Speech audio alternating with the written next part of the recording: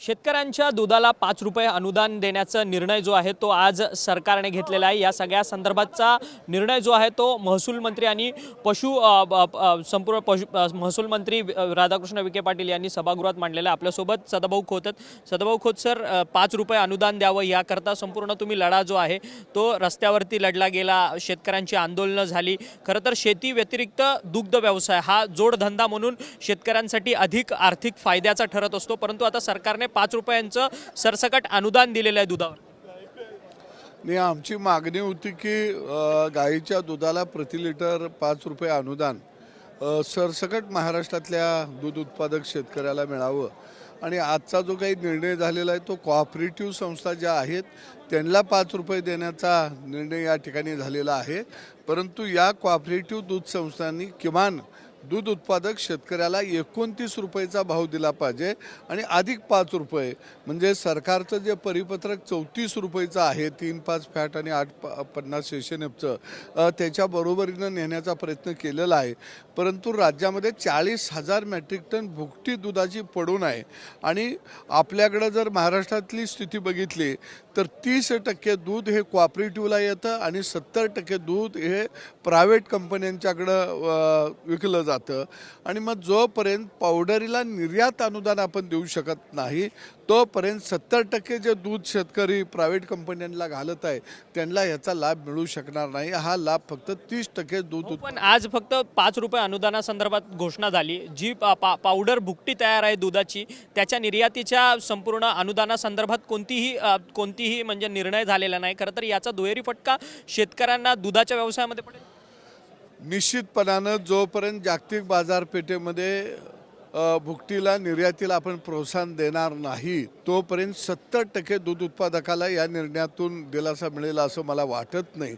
आणि म्हणून मला वाटतं की सरकारनं थोडं शासकीय बाबूंचा नाद सोडावा आणि खऱ्या अर्थानं शेतकऱ्याची काय समस्या हे जाणून घेऊन प्रायव्हेट कंपन्यांना जे शेतकरी दूध पुरवठा करत आहेत त्यांना सुद्धा 5 रुपये अनुदान मिळालं पाहिजे। भाऊ, गेल्या वेळेस पण सह्याद्री अतिथीगृहावरती मुंबईमध्ये बैठक झाली, त्यावेळेस देखील सहकारी संस्थांनी शेतकऱ्यांच्या दुधाला जवळपास 5 रुपये अनुदान देण्यात यावं आणि किमान मूल्य जे आहे ते 28 ते 29 रुपये देण्यात यावं अशी मागणी असा GR एक शासन निर्णय काढण्यात आला। परंतु सहकारी संस्थांकडनं तो जो दर आहे तो दर दिला जात नव्हता। शेतकऱ्यांची कुठेतरी खंत होती, पण सहकारी संस्थांवर कारवाई काय होणार?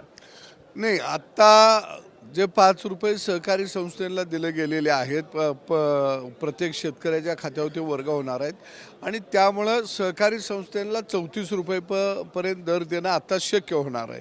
परंतु प्रायव्हेटकडं जे दूध पुरवठा होतो तो जवळजवळ या राज्यामध्ये 70% शेतकऱ्यांचा दूध पुरवठा हा प्रायव्हेटला होत असतो आणि प्रायव्हेटवाल्यांनी दर का कमी केलेले आहेत तर पावडरीचे भाव जागतिक बाजारपेठेतले कमी झाल्यामुळे भाव कमी केलेले आहेत। आणि म्हणून आम्ही वेळोवेळी सरकारला सांगितलं होतं की भुकटीलाही थोडं निर्यातीला अनुदान द्या की जेणेकरून 70% शेतकऱ्यांना याचा लाभ होईल। त्यात काही राजकीय षडयंत्र आहे का? कारण की ज्या पद्धतीने तुम्ही भुकटीला अनुदान मागता, दुसरीकडे सरकार देतं दुधावरती अनुदान।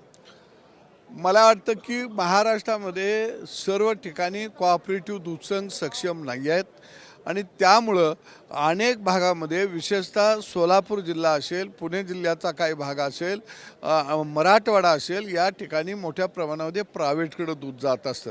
काही कोऑपरेटिव्ह दूध संघसुद्धा अतिरिक्त दूध गाईचं प्रायव्हेटवाल्यांनाच पावडरीसाठी विकत असतात आणि म्हणून मला वाटतं की सरकारनं या बाबतीमध्ये थोडासा फेर विचार करणं अत्यंत गरजेचं आहे। घेतलेल्या निर्णयाचं मी स्वागत करतो, परंतु या निर्णयाचा लाभ महाराष्ट्रातल्या सगळ्या शेतकऱ्यांना होणं गरजेचं आहे। धन्यवाद, तुम्ही आमच्याशी बातचीत केली। खरं तर दुधाला 5 रुपये अनुदान देण्याचा निर्णय सरकारने घेतला आहे, परंतु जी भुकटी दुधाची पावडर जी आता राज्यामध्ये उपलब्ध आहे ती एक्सपोर्ट अर्थात निर्यात केली जावी आणि त्याच्यावरती सरसकट 2 ते 3 रुपये अनुदान जे आहे ते त्या दूध पावडर ज्यांच्याकडे स्टॉक पडून आहे त्यांना देण्यात यावं। अन्यथा दुधाला दिलेली जी 5 रुपयाचं अनुदान आहे त्याचा काहीच उपयोग होणार नाही असा थेट उत्तर जे आहे ते सदाभाऊ खोत यांनी आपल्याशी बोलताना केलेला। व्हिडिओ जर्नलिस्ट सचिन सह अक्षय मंकणी, TV9 मराठी, नागपूर।